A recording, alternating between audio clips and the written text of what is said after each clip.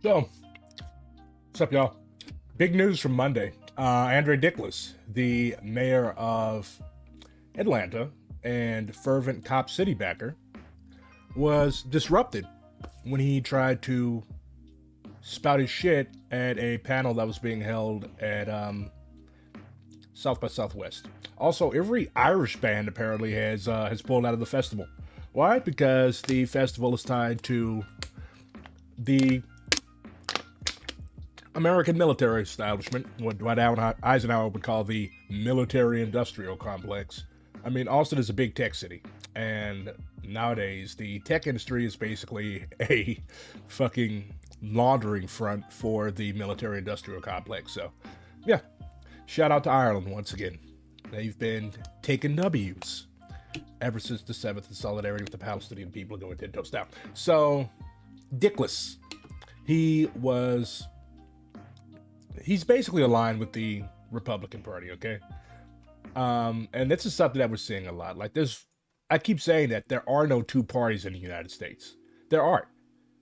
Both parties work on behalf of the ruling class. Both parties work on behalf of the ruling class. And co-optation, like they did in 2020, like you have people that get themselves elected by using progressive sounding language, like the dude that's running against Cory Bush, Wes Bell, the St. Louis County prosecutor, who also is apparently in the habit of sleeping with young women who work in his office. Like, he was elected. Like, I will never forget, like, you had anarchists, for fuck's sake, in St. Louis, ringing the bells to get a progressive prosecutor. And, like, there is no such thing as a progressive prosecutor, okay? Prosecutors, all of them, no matter what they say, no matter how they talk, serve a carceral function on behalf of the ruling class. There is no such thing as a fucking progressive prosecutor. I'm sorry. So the panel that was disrupted is titled Policy Collision, Local Officials and Governors at Odds, and it brought together Democratic local officials such as Andre Dickas, mayor of Atlanta, Tashara Jones, the absolutely fucking useless mayor of St. Louis, Missouri, my town, and I can't stand her. Like, I hope she gets unelected at best, preferably unalived. Anyways, Christian Menifee, the county attorney from Harris County, Texas. There probably is a Harris County, Kentucky, but we're talking about Harris County, Texas. And Aftab Purival, the mayor of Cincinnati, Ohio, to discuss how they manage their political differences with the Republican governors of their respective states. So Dickless, of course, basically does everything that Brian Kemp wants him to do. The panel was part of South by Southwest, a technology, music, and film festival that brings 340,000 people and hundreds of millions of dollars in revenue to Austin each spring. Last year, South by Southwest generated nearly $381 million for Austin's economy. Earlier in March, South by Southwest spurred controversy among performers, attendees, and Austin residents alike because of the festival's U.S. Army sponsorship and ties to defense contractors that supply the Israeli military with weapons. On March 4th, Chicago songwriter Ella Williams, who performs under the name Squirrel Flower, led an artists' boycott of the festival, citing South by Southwest's ties to RTX Corporation, formerly known as Raytheon. I did not know that they changed their name. RTX Corp, recommended for divestment. The world's second largest military company, formerly known as Raytheon Technologies, it makes missiles, bombs, components for fighter jets, and other weapon systems used by the Israeli military against Palestinian civilians. Its surveillance technology is used to monitor the U.S.-Mexico border. So yeah, fuck Raytheon, RTX, whatever the fuck they rename themselves to. And here's a lovely picture. Let's watch the disruption. Because disruption is always good. These people should not be allowed to just fucking wander around and do whatever they want. Like, they need to be confronted at whatever panel or show or a speech that they try to give. Like, they should not be comfortable. Whether it's at the Oscars. Like, did you see what the LAPD had at the Oscars? Like, you had the red carpet. It was dystopian. You had the red carpet. Then you had, like, lines of riot cops. It was like a fucking gauntlet of riot cops facing the crowds, because of course we did not want our glitterati to have to look at these big, burly, brutal men. And yeah, The cops basically tried to start a riot at the Oscars. You had the Oscar night riot. You had the Oscar night riots. You had the Super Bowl massacre. We've had flower massacres. I mean, at least the journalists are forced to come up with pithy names for the atrocious shit that we face, right?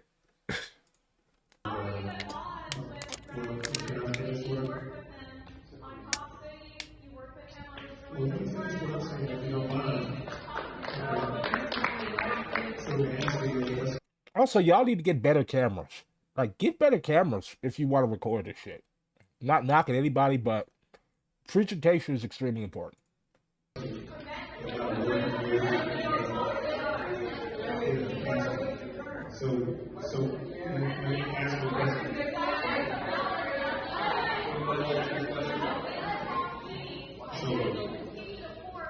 I think this is Tish Jones right here. This is recorded by some grandma on her flip phone.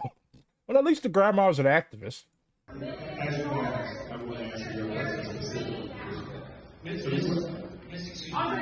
are responsible for the murder of the first environmental protester.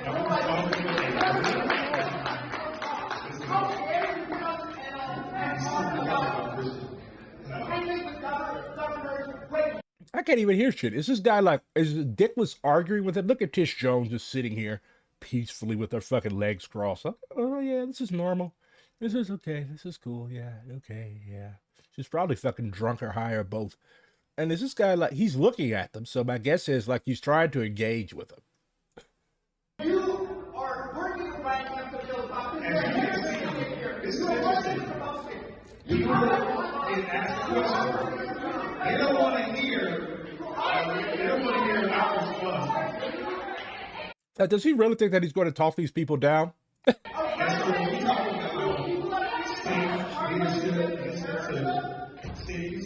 Individuals, everybody has their opinion. Everybody has their opinion. It's not an opinion. It's a fact. You support Cop City. You support RTX. You support all these horrible, atrocious corporations that are harming black people, that are harming Palestinians, that are harming immigrants. Fuck you. Burn in the seventh fucking hell.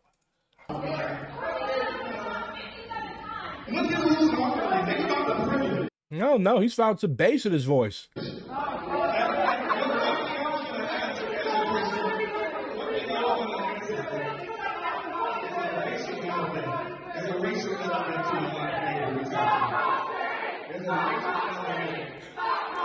So they said, fuck him and fuck what he's talking about. Stop Cop City. Hey, confetti!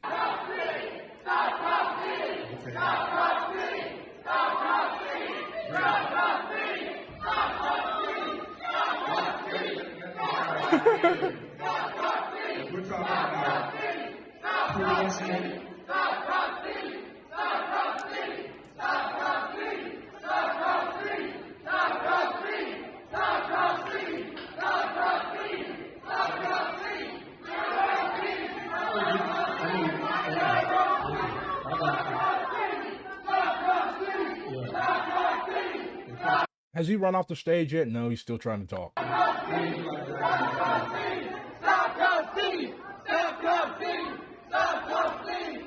That's banner says Andre Dickens. It should say Andre Dickless. Andre Dickens, GOP stooge, Dick stooge. Stop Cop City.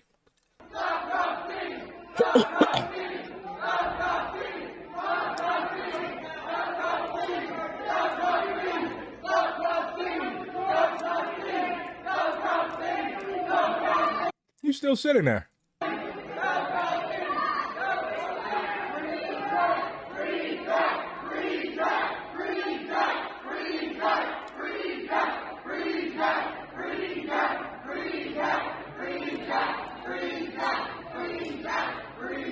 Is he talking to my mayor?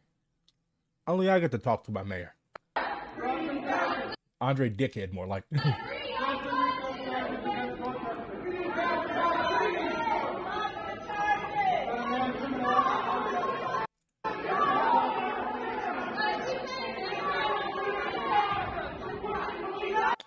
Do these politicians sitting on the stage feel embarrassment at all? No. If they felt embarrassment or shame or any of those things, they wouldn't be doing the stupid things they do that gets them protested against. They don't care.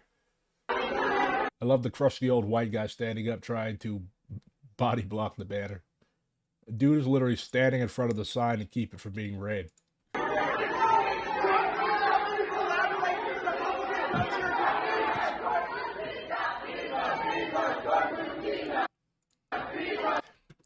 I hate this. Like, this guy's trying to portray a hood image by wearing a fucking suit with sneakers, with tennis shoes.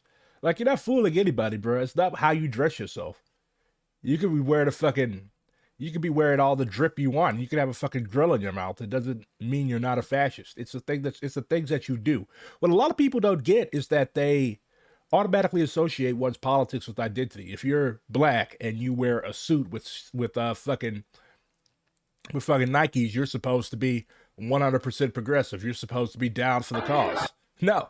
Who bought your fucking shoes, bro? Who bought your shoes? Who bought that suit? Who's paying you? Who's funding your campaign?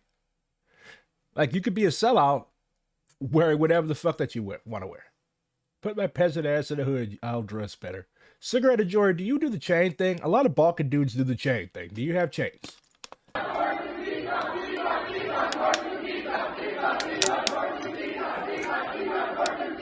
Of course, Tashara is going to be the first off the stage.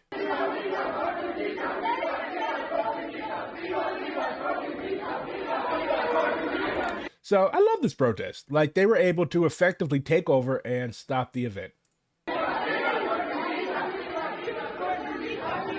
He's dressed like every black character on a Nickelodeon sitcom.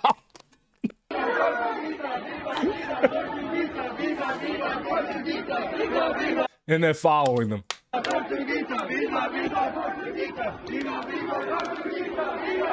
So, lesson from this is don't do things that get your events disrupted and get you run off your own stage. Andrew Tate was arrested after Aiden Ross blabbed about his escape plans. It'd be your own people. It'd be your own people. Hopefully they keep his ass and they impale his ass this time. Like, Romania has gotten soft. Like, y'all produced Dracula, for fuck's sake. The guy who was known for impaling whole villages of people. And you got this fucking sick-ass pedo in your country, stinking it up, fucking it up. And you haven't put him on a fucking pole yet. Y'all are soft. So, yeah, Rolling Stone says that the influencer Andrew Tate and his brother Tristan Tate. What self-respecting black man names his son Tristan? I have never, ever met a black Tristan. Never, ever met a black Tristan. I bet you his mom gave him that name. I bet you that mom gave him that name. They were arrested by Romanian authorities on Monday on UK charges based on a tip that they had planned to flee Romania. Information that was revealed on a Kick live stream by their friend. I don't know. That's not your friend, bro. Your friend doesn't get you locked up. And fellow alpha male streamer Aiden Ross. Like, aren't all these like alpha male weirdos and folks like this, manosphere guys, basically a bunch of disgusting perverts, to be honest. Like, if you feel the need to sex traffic women to get your jollies off, you know alpha male. Like, people don't even know what an alpha male is. Like, study a wolf pack. You're not a lone wolf because lone wolves fucking die. You have to have a pack. And how do you get to be alpha male? Not just by killing other wolves, but by, like, taking care of your pack, taking care of your people. Like, Andrew Tate doesn't have any fucking family. He doesn't have any fucking kids. At least I hope he doesn't. God help whoever has his fucking genes, because those Anglo genes are kicking his ass. But, yeah, so this Ross dude got him in trouble. According to a legal representative for NQ Law, the firm representing 4 British women accusing Tate of rape and sexual assault, UK judicial authorities issued a warrant for their arrests and extradition on sexual abuse charges after, and I quote, "We were informed by one of our contacts that an associate of Tate's, Aiden Ross, had discussed Tate's intention to flee during a video on the gaming and live streaming platform Kick.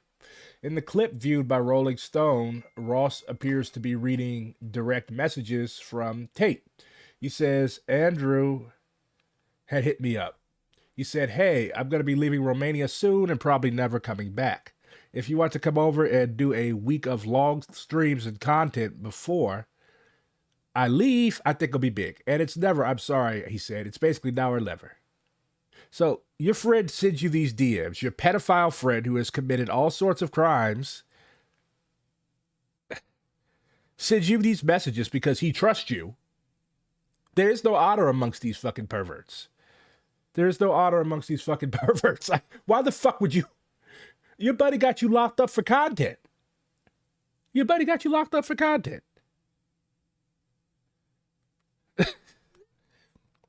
Choose better friends, and choose friends that are not weirdos and pedophiles and disgusting people like Andrew Tate. But all these people, Sneeko, Tate, Aiden Ross, like all these fucking people there. These people like this could only get clout because of the first world. Like all this stolen fucking coltan that makes these gaming PCs and phones and shit is being used to aggrandize weirdos like Andrew Tate. Here's another weirdo. I've actually watched a couple of this guy's videos on stream, but apparently he's a human trafficker too. What is it with dudes and beards? White dudes and beards. I consider Andrew Tate white. I don't consider Andrew Tate black. We don't claim him. We don't want him. Leftist YouTuber Bo of the Fifth Column trafficked and exploited hundreds of young girls from Eastern Europe. He has since lied about it, claiming that he was helping Jewish refugees. Apparently these girls were from Uzbekistan or somewhere. In 2016, Bo, then going by his real name, Justin King, went on a libertarian podcast called Lions of Liberty. So this was around the same time that Redneck Revolt was coming into play. Like all of these white dudes from the sticks, from the boondocks, were rebranding themselves as leftists to try to smuggle in their woe is me politics into the communist movement. I remember, I was there. I'm old, even though I'm not fucking 30 yet. But anyways, in 2016, Bo, then still going by his real name, Justin King, went on a libertarian podcast called Lions of Liberty. There, he claimed to have been busted by the feds and sent to prison for rescuing Jewish refugees from Uzbekistan. All of this is a disgusting lie. In reality, Justin King, Bo, was an important leader of a human trafficking ring in Florida. He coerced and deceived hundreds of young Eastern Europeans into coming to the U.S. to work for his company on a temporary basis as exploited hotel cleaners. So even if his heart was in the right place, okay? Like, this is exploitation. You're basically what they call a labor broker. Like, you're bringing these people here and you're offering them up to the bourgeoisie. I think these girls were making like $6, $7, $8 an hour. So you're bringing these girls here. They don't know shit about this country. You have control over their lodging. You have control over everything. What they eat, when they eat, everything. And this is not leftist behavior. You're not in solidarity with these people. You're making money off these people. He even ripped off his own co-conspirators. His crime was so severe that it's used as an example in academic papers on human trafficking. It was used as an example by the U.S. government in a paper they wrote on migrant exploitation. The U.S. government has decided that what you did is so fucked up that they're going to use you as a fucking test case, as a fucking example of migrant exploitation. His judge called it legal slavery. Why is this guy not in jail? Did he snitch? King and his co-conspirators were found to have brought in over 200 foreign nationals to work as hotel housekeepers and God knows what else through the use of these illegally obtained visas. Yeah. Why is this guy not in fucking jail? The scam worked by enticing young Eastern European women to come to the USA for what they thought to be stable, legal jobs at a single hotel for 6 months. Upon arrival, King and his associates instead made them work at whichever hotels gave them, meaning these fucking con artists, the best deal. Aside from being deceptive and exploitative, this also made the workers unknowingly complicit in immigration fraud. One of his victims who testified in court made it clear that not only that this happened, but that Justin King had personally deceived her. So, question from the interviewer. Did he ever tell you when he was applying for this visa extension that you weren't going to be able to work at the embassy suites where you were making $8 an hour and that you were going to have to go over and work at the Sandestin Beach and Golf Resort. No. Justin King was so deeply involved that he had direct contact with the exploited workers. One victim said that he was her first point of contact and denounced that he had personally scammed her with huge visa renewal fees, garnished from her wages, and robbed her of her overtime pay. But this guy, like, he fancies himself a leftist. He's supposed to be down for the working class, and here he is exploiting the whole fucking international proletariat. Again, this guy is not in jail because he either snitched on somebody or he paid somebody off. But yeah, fuck this guy. Don't watch him anymore. And, of course, Shaun King is being Shaun King. I told y'all on Ramadan, when Ramadan started, that this guy was going to, was fucky. He has problems. He has issues. Don't trust this guy. Don't trust, like, well, why would you trust this man? Every black activist has told you that this guy is full of shit. He doesn't give a shit about anything but money. He's probably not even black. After his conversion, Shaun King announced a 5-city jaunt, a Griftar, called the Uncensored Tour, selling tickets for between $60 and $125. King and his wife converted to Islam at a mosque in Texas, after which he attributed his decision to Israel's war against Hamas, which has killed more than 30,000 Palestinians in Gaza. It's not a war against Hamas, it's a genocide. Like, how many Hamas members do we think that Israel has killed? My guess is between, like, 10, 20. He launched a fundraiser to provide hot meals during Ramadan in Gaza with Shaun King. Okay, this work is already being done. And why do you have to put your name on it? Why can't it just be provide hot meals during Ramadan? Why do you have to put your name on everything? Shit, people see your name, they're less likely to give money. Why would you put your name on it? Why? Why are you such a shameless self-promoter? It's already raised $900,000 of its $1.3 million goal. How much of this is going to end up in the bellies of people in Gaza? How much of this is going to end up in your own pocket? Every black person that has trusted you to fundraise for their kid's funeral after they get murdered by the police has been fucked over. Several black women, black families have said, like, you're no good. The Daily Beast reported in 2022 that King made a 6-figure salary from the nonprofit he formed in the wake of George Floyd's death and subsequent Black Lives Matter protests. And the mother of Tamir Rice, a 12-year-old boy killed by police while carrying a toy gun, rebuked King for using a conversation between the two of them to fundraise. Samaria Rice, the mother of Tamir Rice, this is from 2021, is blasting Shaun King for fundraising off her son's death after he publicized the details of a recent conversation the two had. People's mouths keep getting in trouble. Like, why would you, this lady thought this conversation was going to be confidential, and here you are using it to grift for yourself.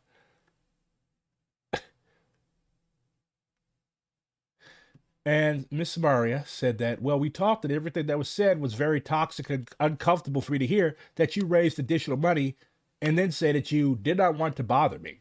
She continued, personally, I don't understand how you sleep at night. I never gave you permission to raise anything on my behalf. Along with the United States, very sharp analysis. She doesn't just blame the cops. She doesn't just blame the city. She blames the whole fucking United States because the whole fucking United States is guilty.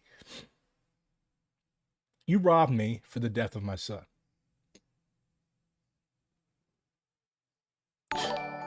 This is pathetic.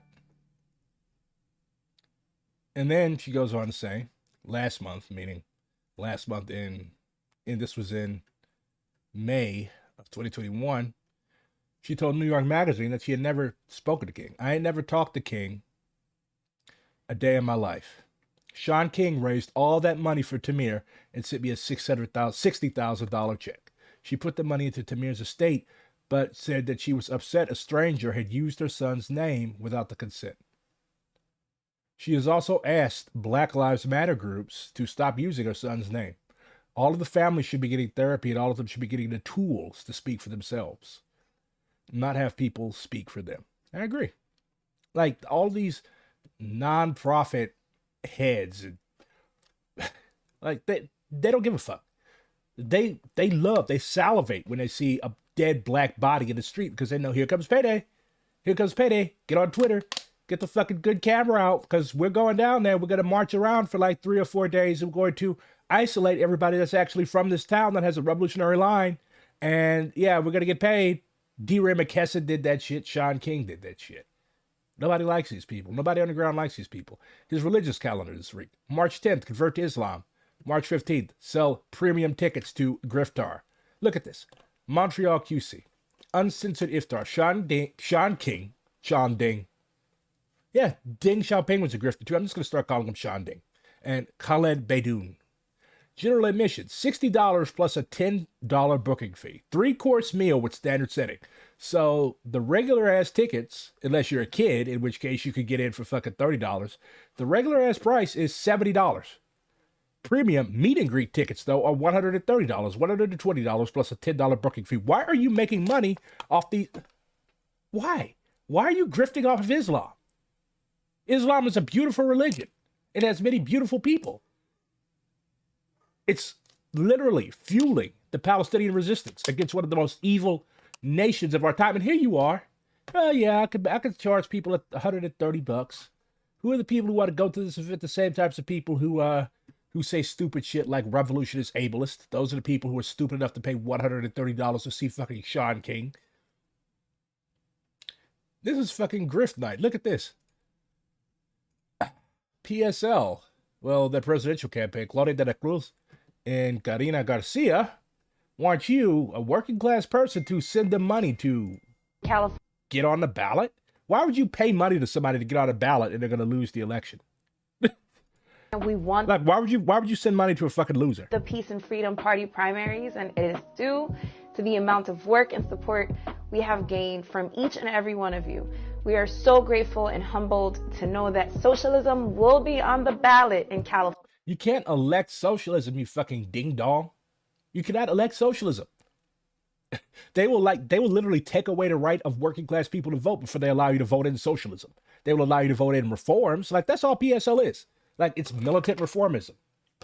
It's militant reformism. And all of these people have read Mao, they've read Lenin, they've read all of the Marxist-Leninist classics. They've read all the classics, and they still do this. This is a grift too. California.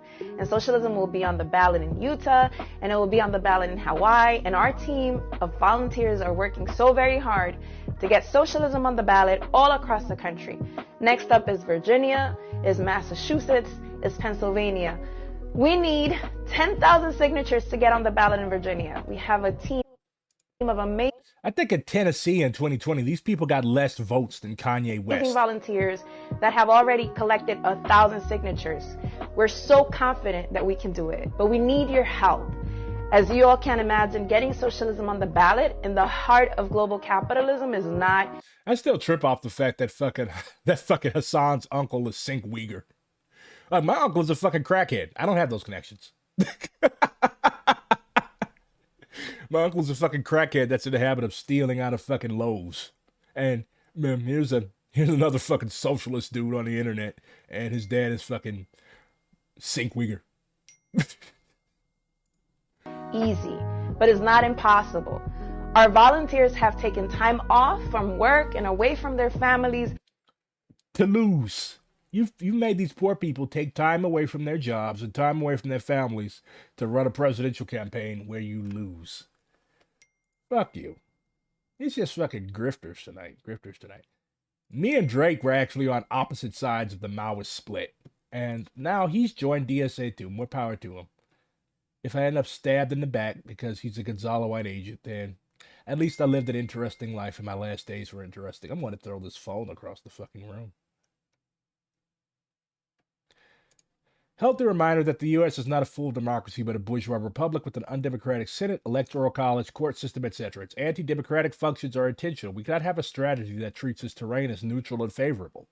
The left, much less the DSA, is unlikely to attain 218 seats in the House, 60 in the Senate, and 5 on the Supreme Court. It is also extremely unlikely to reform the system through the system, i.e. through a constitutional convention.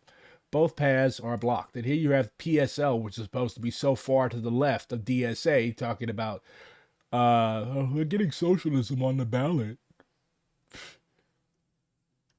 Y'all seen this?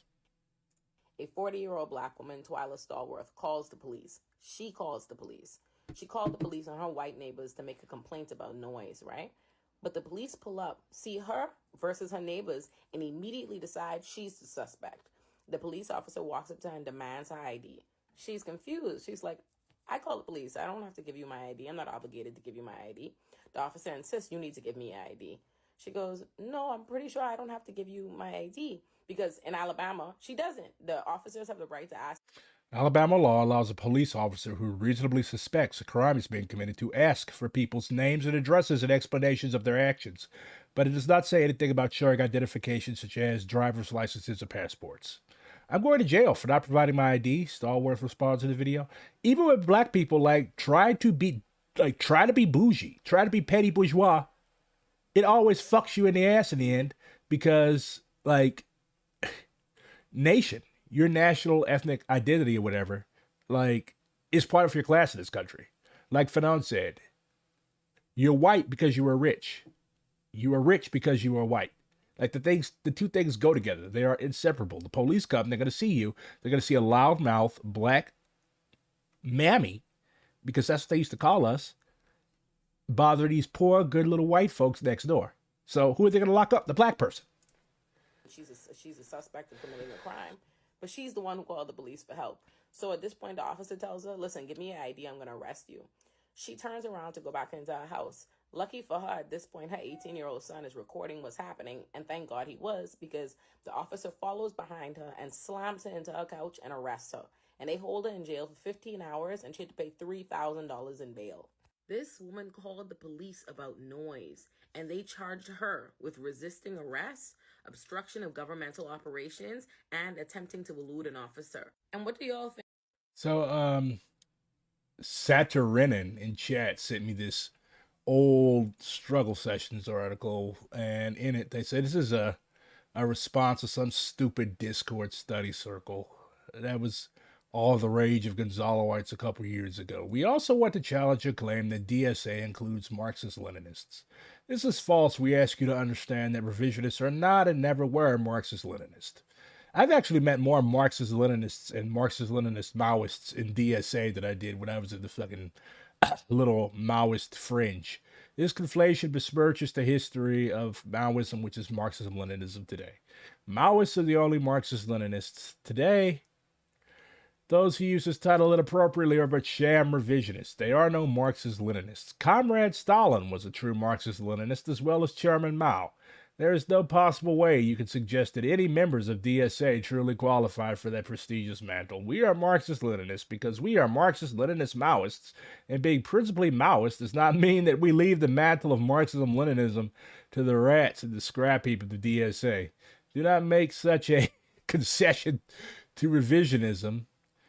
If we do not call them communists, we must not call them ML either. Likewise, there are no genuine anarchists in the DSA, as the ones who claim anarchism have already eradicated their principle for the sake of a bourgeois party of the old type and its cooperation with the state. We despise the petty bourgeois ideology of anarchism, and we oppose it. You all collapsed, honestly, because y'all were so fucking boring. Struggle Sessions, Tribute of the People, the CRCP USA. Well, first of all, that acronym is a mouthful. And if your acronym is a mouthful, you're already fucking up. But, yeah. It's good to have friends in this world. And, these people were these people were fucking cult. Everybody that left them, talks about the horrible shit that was done. These people are cult. So, I really don't take anything seriously that they've written about anything. They don't even understand the DSA. They don't even understand the DSA. DSA is not a party. DSA is not a party. And you can literally form a caucus in DSA around any ideology that you want. So, yeah. No investigation, no right to speak. Ever heard of it? Now let's go back to something that matters. What happened to this poor black woman in Alabama? What happened to this officer who slammed this black woman down in her house in front of her 18-year-old son and then charged her with a series of crimes? Nothing. The department simply said that they reprimanded him, but otherwise he's a good officer with a clean record. And there's no such thing as a good officer, and there's no such thing as an officer with a clean record. There are such things as officers that haven't been caught yet, though. In response to Twilightstalworth's accusations of racism, they said they The police department reviewed the footage and determined that there's no evidence of racism there. We've investigated ourselves and found that we have done nothing wrong. This is my problem with when people... Even in the Caucasus that have shitty ideology at DSA, Jack, like, they're still good people. Like, there's an SMC comrade in my city that I'm going to be seeing tomorrow at the Drop It. Like, we cannot let our local work suffer because of this. We can't let our local work suffer because of this, and we shouldn't be making enemies and waging civil wars at the local level. That's no good. That's disorienting. I've been making up all sorts of new words tonight. That's disorienting, and it's degrading, and it's disheartening for new comrades who join DSA because they believe that it's really the organ through which they can fight for socialism, like I do. Believe that giving the police wide authority is going to lead to anything other than racist and disproportionate policing. Because in Alabama, police are allowed to demand the ID off of anybody they suspect is committing a crime. But you... Oh, yeah. If we did purges, North Star should be first on the fucking list. Very unprincipled people. Very unprincipled and unserious people. This will make you mad. Ben Shapiro weighs in on the retirement age. A guy who's never worked a day in his life. Like, you can look at this guy and how he carries himself. Like, you can tell that this guy's never swung a shift at the restaurant. Well, neither have I. But, like, this guy has never worked a day in his life. But here he is, like, saying what you should do. How long you should work. And let's be real about this. It's insane that we haven't raised the retirement age in the United States. It's totally crazy. It's insane that people take you seriously. It's insane that people take you seriously. Like, what are your credentials? You're not a journalist. You're not a journalist. You're a hack. Nothing that you say, nothing that you write, nothing that you record is original. Like, you're basically repeating old paleo-conservative talking points. Like, what exactly do you have to offer? Argue for your job. Like, why should you be taken seriously? Joe Biden, if that were the case, Joe Biden should not be running for president. Hey, Joe Biden is 81 years old. The retirement age in the United States at which you start to receive Social Security and you are eligible for Medicare is 65. Joe Biden has technically been eligible for Social Security and Medicare for 16 years, and he wants to continue in office until he is 86, which is 19 years past when he would be eligible for retirement. No one in the United States should be retiring at 65 years old. Like, what qualifies you? Like, this is just white arrogance. What qualifies you? You've never worked a day in your life. You've never worked a day in your life. You've never done housekeeping like my grandma did. You've never done migrant labor. You've never picked fucking tomatoes or watermelons or onions or anything. You play a fucking violin. You play a violin. That's what you do. You play a violin and you run your stupid mouth and you wear that yarmulke. That's your job. That's your shtick. And you have received, in compensation for these stupidities, more compensation than the average American could even dream of for being absolutely fucking useless. We need a revolution in this country. Frankly, I think retirement itself is a stupid idea unless you have some sort of health problem. Everybody... I'm going to give you a health problem. Like, this is how you can tell this guy's never worked a day in his life. Like, the average working class person that does a dangerous job, like, they've already hurt themselves. They've already fucked their body up by the age of 45. So you want to raise the retirement age? You want to raise the retirement age like you suffer your first workplace injury in your 40s. So you want people to continue just fucking moseying along until they're 70 or 80 years old? That I know who is elderly, who has retired, is dead within 5 years.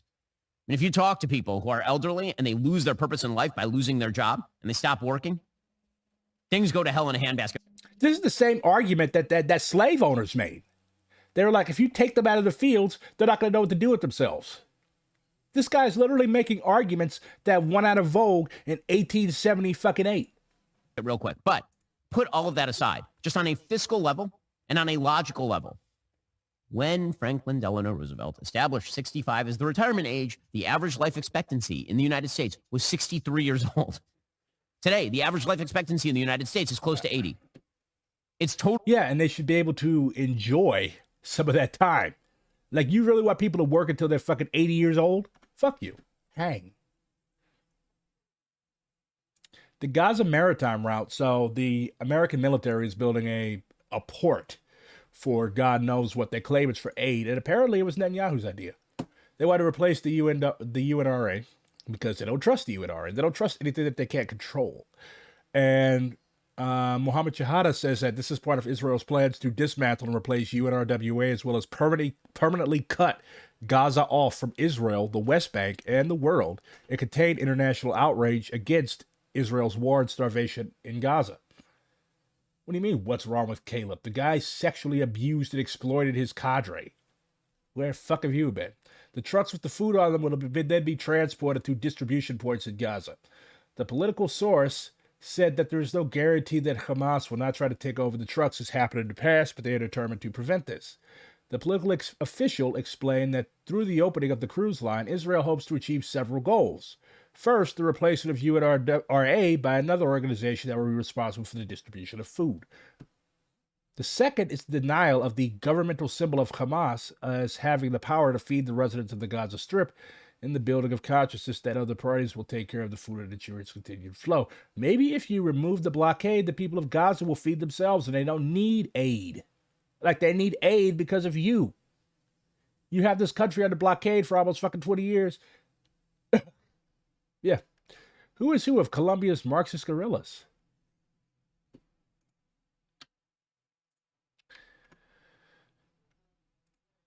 Long thread. The National Liberation Army, ELN, founded in 1964, the ELN initially sought to emulate the tactics of the Cuban Revolution. However, in 1989, it officially abandoned this approach in favor of adopting the Poder Popular, People's Power, as its political program, with the aim of destroying the oligarchy while building self-government for the masses. The ELN defines itself as a political military organization with Leninist principles, but refrains from aligning with any political party. It boasts an estimated 6,000 fighters, making it the largest active Colombian guerrilla organization, notably characterized by its horizontal organizational structure. Okay, that's interesting. FARC-EP Segunda Marquetalia.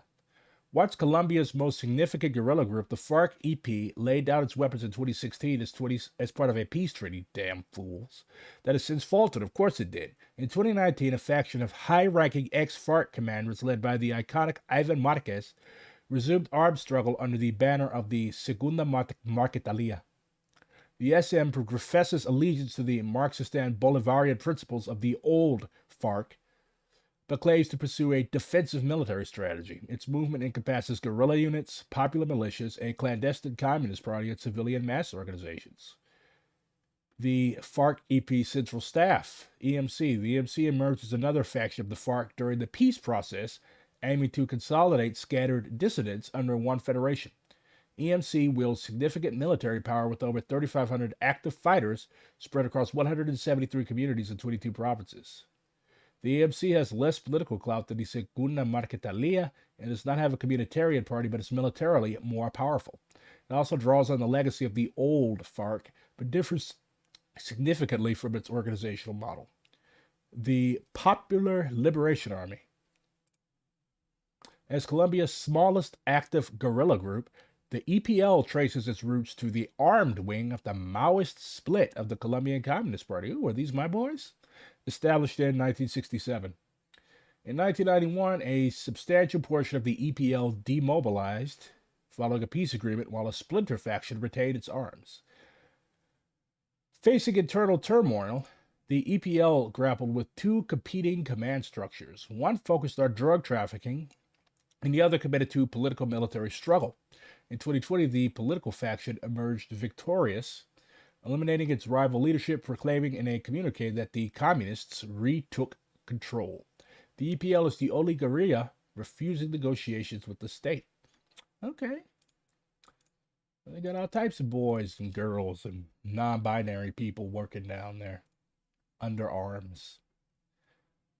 Hopefully one day the red flag will be raised over Cali, Cartagena, and Bogota. I have no desire for either fame or riches. I have to assume the work of president because my people have entrusted it to me. I am like a soldier going to the front of the nation's order. Nothing is too difficult. All one needs to fear is lack of resolve. Whether the task be to move mountains or fill up seas, one can do it if one has enough determination. President Ho Chi Minh. And Jacobin, released some more coal, saying that socialists in the U.S. are more likely to be experts on the Russian Revolution and the American Civil Rights Movement. That's a mistake. This homegrown revolution is a strategic guidebook for winning social change today.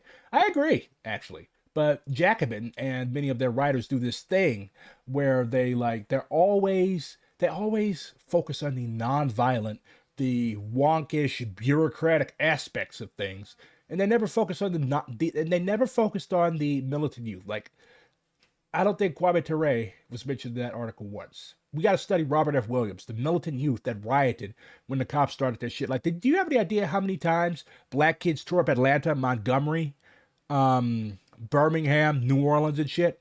Like, it wasn't just passively getting your ass beat. That was the old people. The youth were fucking throwing down with the Klan and throwing down with the cops. They even threw rocks at Martin Luther fucking King when he started his shit. Because nobody's going to stand by and let their ass get kicked. Shit, the civil rights movement, like, do they talk about how the civil rights movement would not have literally would have been strangled in the cradle because everybody would have gotten killed by the Klan if it wasn't for literal church deacons that pulled out their shotguns and assault rifles and pistols and other shit and literally served as bodyguards to snake activists and SCLC cadre? And of course they did. Of course they don't. Because Jacobin and the people that write for it, well, I'm not going to cast aspersions on the whole publication, but the people who write crap like that, who want us to basically be just a bunch of socialist policy wonks, like, they don't want that. So what should you read about the civil rights movement? You should read books like Dixie Be Damned. That nonviolent stuff will get you killed. We Will Shoot Back, Armed Resistance in the Mississippi Freedom Movement, Negroes with Guns, Radio Free Dixie, and Hammer and Hoe. That's what you should read. Also, this thing. I believe I've mentioned Grassroots at the Gateway, Class Politics and Black Freedom Struggle in St. Louis, 1936 through 75 by Clarence Lang. DSA, STL, is doing an event on the 20th, starting at 7, ending at 8:30, about this book, well, parts of the book. And we're going to be talking about class struggle and national struggle in the context of Black St. Louis after World War II. So it's part of the Socialist Night School session in the it's the next Socialist Night School session, and it's in the 2024 Race and Class series. So we're going to be covering chapters 3 and 4 of Grassroots at the Gateway, Class Politics and Black Freedom Struggle in St. Louis. And chapter 3 is Black Working Class Demobilization and Liberal Interracialism. And chapter 4 is Grassroots Renewal and the Heroic Period, 1956 to 61. So if you RSVP to this, I'm going to put the Action Network link here. And if you RSVP to it, you will get copies of the readings that I'm going to be reviewing. But if you're local, I highly recommend you attend.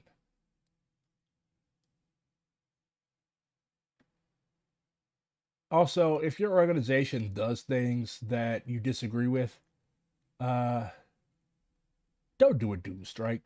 Like, that's record behavior. Of course you can't come. You're all the way across the Atlantic Ocean. I wouldn't expect you to come. And here's another reading. I know, I'm a very boring person. I just dump readings in my listeners' lap still. Y'all are like, you read this shit. That's what we're looking at you for. Fuck with you. I don't want to fucking read. A professional revolutionist is a highly developed comrade, trained in revolutionary theory and practice, tested in struggles, who gives his whole life to the fight for the interests of his own class, no other. A professional revolutionist is ready to go whenever and wherever the party sends him. Today, he may be working in a mine, organizing the party, the trade unions, and leading struggles. Tomorrow, if the party so decides, he may be in a steel mill. The day after tomorrow, he may be a leader and organizer of the unemployed. Naturally, these professional revolutionaries are supported by the party organization if their assignment does not send them to work in shops and mines. From these comrades, the party demands everything. They accept party assignments. The matter of family associations and other personal problems are considered but are not decisive. If the class struggle demands it, he will leave his family for months or even years. The professional revolutionist cannot be demoralized. He is steeled and stable. Nothing can shake him. Our task is to make every party member a professional revolutionist in this sense. So this is from an old Communist Party organizing manual from the 30s. Some are of the opinion that the professional revolutionist is a comrade who the party takes out of the factory and assigns as a full-time functionary. In other words, that the party organization, section, district, center, supports him while he spends all his time on party work. This notion is wrong. And this is relevant to the debate over the role of paid staff in DSA. Like, do I think that it's feasible for you to just like pick up and help run an organization of 80,000 people, like while working a regular job? No. But we have to drastically change the notion of what staff looks like. And we also cannot spend 70% of our dues money on them. That's kind of giving sharecropping. Guy who called DSA a plantation wants everyone to take it down a notch now. Yeah, because why the fuck am I paying 70% of my dues money to somebody that I did not elect, that's somebody that I've never met? Yeah, that's giving sharecropping. That's what my ancestors did. We got to give 70% of our produce to this white dude who we barely see and who does atrocious things in the big house. Yeah, I don't like that shit. I thought arguing with my dad was enough for being a communist. Damn, I'm not getting with the times. That's from the that's actually from the same. I put it in the chat. The organizer's manual from the CPUSA in 1935. And let's wrap up with what's going on in Haiti. I think gangs is in it. Like I said, like on Haiti, you need to listen to actual Haitians. I don't want to I think one video that I watched the other day had some white lady with a cowboy hat come out. I like, you're not Haitian. You probably never even been to Haiti. Why the fuck should you be taken seriously on shit that's pertaining to Haiti? Jemima Pierre, that's a Haitian name. She's Haitian. Let's listen to her. Insufficient name for them because a lot of them are former military and former police officers, and they're heavily armed. What's happening is a bunch of different groups coming together. She is with Black Alliance for Peace's Haiti and America's team. To say, and they call themselves now Vivre Ensemble, which is live together, a bunch of different various armed young men in groups to say that they want to get rid of Ariel Henry.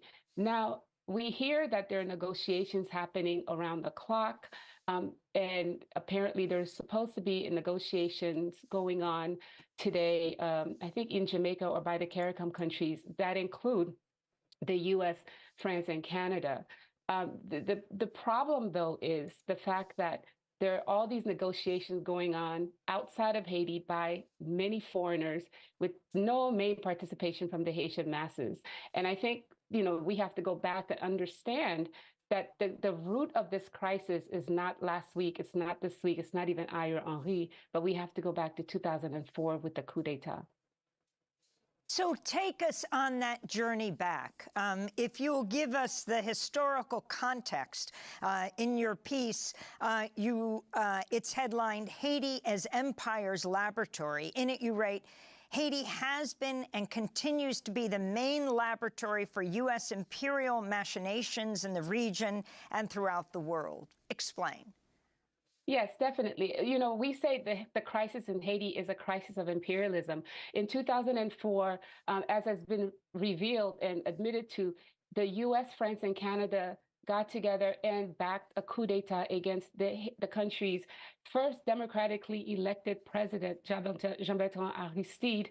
And the U.S. Marines flew into his home, put him on a plane with his security officials, his wife, and aide, and flew them to the Central African Republic. And people can actually go to the... Why did they just drop this guy off in the Central African Republic? Like, this is wild. Like, this is wild. Why do we allow our country to continue doing this stuff? Like, you literally, the Haitian people have made their voices known, loud and clear. They want Aristide to be president, and you just fly in with Marines and sack the dude up for no reason. I mean, there is no reason to remove the democratically elected head of a whole ass other sovereign country, and you just drop him off in the middle of the jungle in Africa. Like, this is why people hate America. Democracy Now! Archives, which covered this live, and I remember listening to this happening live, and the point of this was that this coup d'etat, which was led by two permanent members of the UN Security Council, was then sanctioned by the UN when these same two members of the UN Security Council, and that's US and France, basically pushed the UN Security Council into sending a multinational military force to Haiti, armed under Chapter 7 deployment.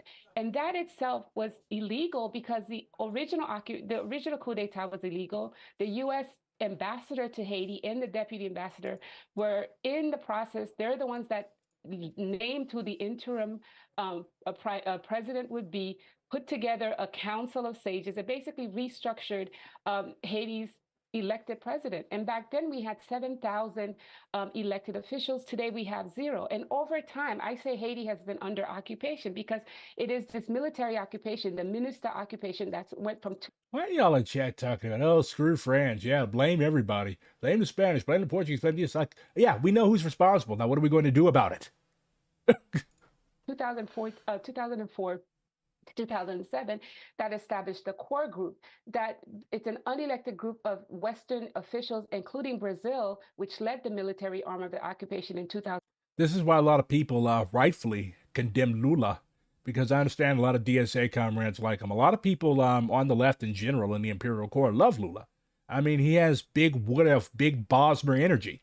But yeah, Haitians hate Brazil and they hate Lula because like he's played a major role in the destabilization and military occupation of their country. So we definitely need to be mindful of just like shamelessly glazing social democrats just because they're not from the Imperial Core. 2004 under Lula, which led then, which has been controlling all the actions in Haiti down to. Indeed, hating America hours are always 24/7, but hating America on a Twitch stream doesn't necessarily mean like America is being ended. We have to actually organize and we have to bring this empire to an end with our own 2 hands. Not by just being like, oh yeah, Americans are responsible. The Haitian people want us to do something. The Palestinian people want us to do something. The people in the Congo want us to do something besides just sit here and, as Amilcar Cabral would say, hurl insults against imperialism. He said that you cannot bring imperialism to an end by hurling insults against it. And that opens up the conversation, like, why is the left of the United States so impotent? Why is it so useless? Like, why is it good for nothing more than marching around in major cities with police escorts? Because a lot of people, they have not studied revolutionary politics thoroughly, and they're not creative. A black kid gets shot in the fucking head by a pig, and your first notion is to figure out how you could get together an emergency demo. A horrible thing, a horrible massacre happens in Gaza. 150 people have been massacred, and your first notion is to get together an emergency action where you parade through the streets of New York with the police escort.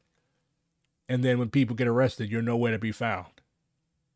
So we have to change our way of looking at politics and looking at what we could actually do to demonstrate solidarity with our comrades in the third world. Naming who the prime minister would be, Ariel Henry, after the assassination of Jovenel Moïse. I have to quickly say, though, one of the key. Resist White says, I am not going to dispute what you're saying about Lula being complicit with imperialist actions in Haiti, but like if he was really such a bad guy, then the FBI wouldn't have collaborated with right-wing Brazilian prosecutors. Okay, so it's not a moral thing. It's not a moral thing. That's where you all keep making the mistake of moralizing shit. Nobody's saying that Lula is an inherently bad guy. Okay? Nobody's saying that Lula is an inherently bad guy. And yes, the United States did collab with right-wing Brazilian prosecutors to have him thrown in prison. He's free now. But, like, we have to be dialectical in looking at shit that's going on. Just because the U.S. made an enemy out of him does not mean that he is 100% permanently a friend of the toiling, struggling people of the world, okay? The guy's not a communist. He's a social democrat. So social democrats can engage in imperialism too, can they not? So no, he's not an evil man. He's not a Bolsonaro. He's not a Pinochet. He's not a fucking Gualtieri. But he still does some fucked up shit. So just because the United States has made him an enemy, it does not mean that we can ignore the people of Haiti and what they say about him. So we have to break ourselves from this first world chauvinist thinking that has us convinced that everything we say is right, like China is right, because we say they're right, because they're opposed to the U.S. That's campism. Lula is right because the U.S. fucked with him. Okay, the U.S. fucks with a lot of people. The U.S. fucked with Saddam. Does that mean that Saddam was a good person? No. It means that he had lived out his usefulness as an agent of U.S. imperialism, and they didn't need him as a cat's paw against Iran anymore, so they took him the fuck out. So that's what the U.S. does.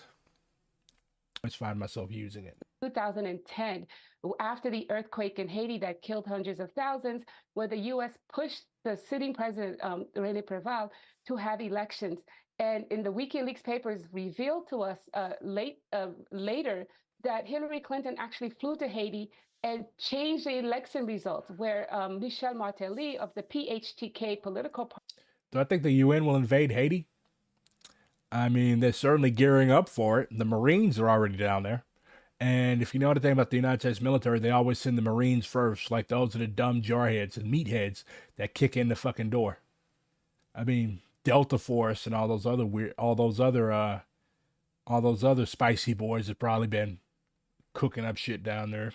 Got mercenaries and all sorts of people down there. So without a question, there's going to be some type of military intervention. Like, you already see, like, the convos that are taking place in the pages of the New York Post. Like, oh, cannibal gangs have taken control of Haiti. Like, they're basically trying to convince the average fucking Joe Public in Des Moines, who doesn't even know where Haiti is. They probably think Haiti is in Africa somewhere. But they're trying to convince Joe Public, like they always do this in the lead up. They always do this in the lead up to military intervention. They try to malign the average person of that country. So they talk about, oh, the gangs, they're eating people in the streets of Port-au-Prince and Le Cap.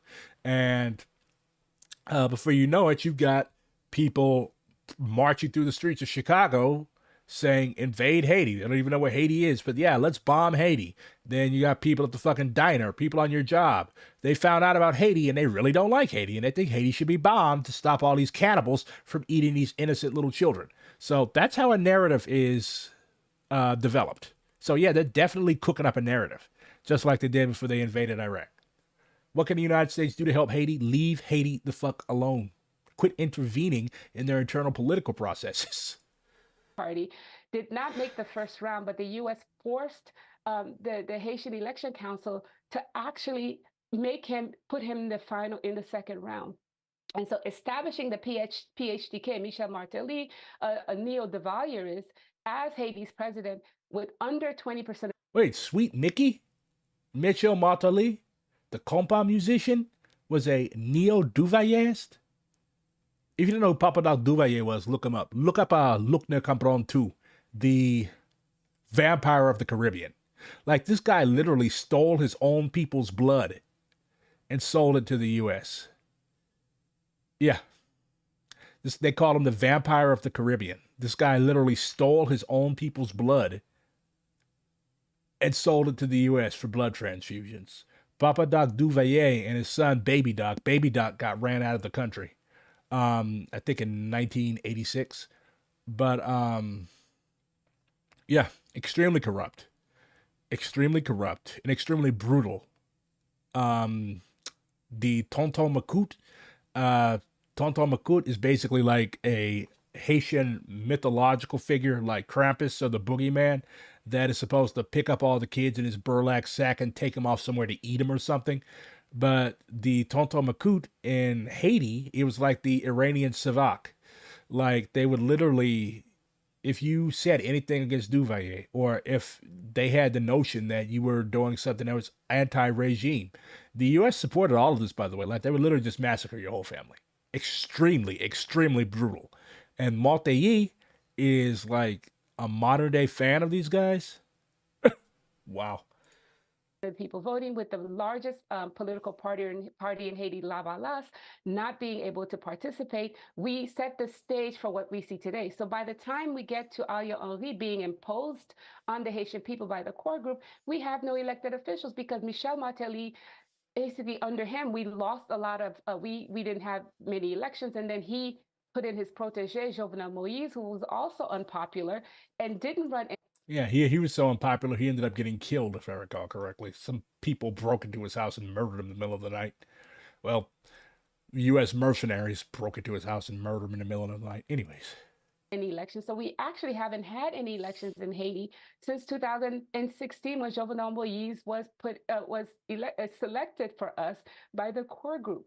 And so to understand what's going on in Haiti, we have to understand how the original moment of the 2004 coup d'etat led us to the complete destruction of the Haitian state. And if we don't do that, we don't understand these current flare-ups. So basically, the U.S. destroyed Haiti because they took out their duly elected president and dropped him off in the Central African Republic for some reason. And now they're concern trolling to justify a thorough military intervention because what they thought was going to happen didn't happen. They had that big-ass earthquake, and they've had a bunch of other crises throughout the 2010s. And then you had mass protests against the price of fuel going up and all sorts of other stuff. So they're basically saying that it's gotten out of control. So now they're cooking up some type of military intervention to stabilize a country that we destabilized in the first place. People are saying they want their democracy back and saying that whatever negotiations that are happening outside of Haiti has nothing to do with them because it has not included them. You know, when we went to the Central African Republic in a small plane with U.S. Congress member Maxine Waters and the late founder of TransAfrica, Randall Robinson, and a Jamaican MP, we flew to the Central African Republic. They went to retrieve the Aristides who'd been put there by the United States. And as we were flying back over the Atlantic, they got word from that Rumsfeld, Condoleezza Rice, and Colin Powell were saying that the Aristides were not to return to this hemisphere. We're not. How the fuck can you just arbitrarily, and they use two black people, Colin Powell and Condoleezza Rice, to carry this stupid fucking news? How the fuck this is imperial arrogance. How the fuck can you ban somebody from their own country? How the fuck can you kick somebody who has done nothing wrong? Haiti is not America's 51st state. We have no jurisdiction there. How the fuck can you remove the president of a country from that country, drop them off in a country to which he has no ties whatsoever as a basic exile and political prisoner, and then when he's on his way back home, say that he is not to return, not just to his country, but to this hemisphere? How can you, what makes you think that that's okay? What makes you think that you have the authority, that you have the power to do something like that? This is why people hate America. They don't hate our culture. They love our culture. They don't hate our music. They love our music, especially black music. They don't hate us. They don't hate ordinary, average, everyday, working class Americans. They hate these imperial satraps, these imperial dictators who think that they can ban a man from his own country after destabilizing it. Haiti held a free election in 2014. They wanted Jean-Bertrand Aristide as their president, and America simply would not allow that, so they collaborated with people within Haiti to stage a coup d'etat and threw the man out of his own country after his people had elected him. This is why people hate America. To stop people from hating America, we have to not just pressure our government, but apply power against our government to stop this shit from happening. To return to Haiti, to which Randall Robinson replied, "Whose hemisphere?" And so he was not able to land in Haiti and went into exile in South Africa, where you have also taught for many years, for over 7 years. And then we went to South Africa when he finally returned to Haiti. And people can see all of those reports at democracynow.org. But I'm wondering, I wanted to talk about the latest news, the Miami Herald reporting that Secretary of State Antony Blinken spoke by phone Thursday with Haitian Prime Minister Ariel Henry in a series of calls that officials described as tense. This is the U.S. State Department spokesperson Matthew Miller speaking Wednesday about the violence in Haiti. As the situation on the ground grows increasingly dire, we in CARICOM have continued to call on stakeholders, including the Prime Minister, to make concessions in the interest of the Haitian people. So We are not calling on him or pushing for him to resign, but we are urging him to expedite the transition to an empowered and inclusive governance structure that will move with urgency to help the country prepare for a multinational security support mission to address the security situation and pave the way for free and fair elections. But Jacqueline Charles, the Miami Herald reporter, said that the U.S. was pushing Ariel Henry to resign. What do you understand, Professor Pierre, about the latest? And also, even where he is he still in Puerto Rico, unable to get back to Haiti? Yeah, he's in Puerto Rico under FBI's protection. He had to leave the hotel he was in when he first landed because Haitian people living in Puerto Rico were protesting his presence in the state, and so that's important. You know, the U.S. government is being extremely hypocritical here because in 2004, when the U.S. Marines landed at Aristide's house, put him on a plane and told the world that he resigned before the plane even landed in Central African Republic, and basically put in power a whole new government.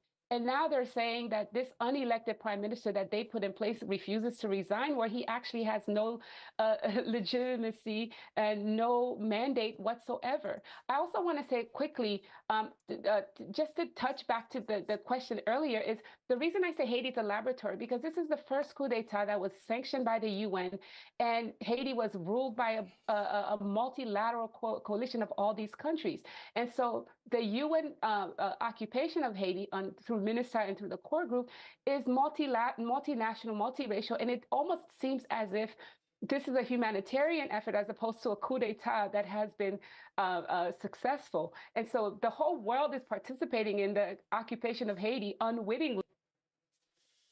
Unwittingly and wittingly. That's fucked up. It's Black Red Guard. I made this. Oh, it was Bald Red Guard. Now it's me. Oh, I am Bald Red Guard.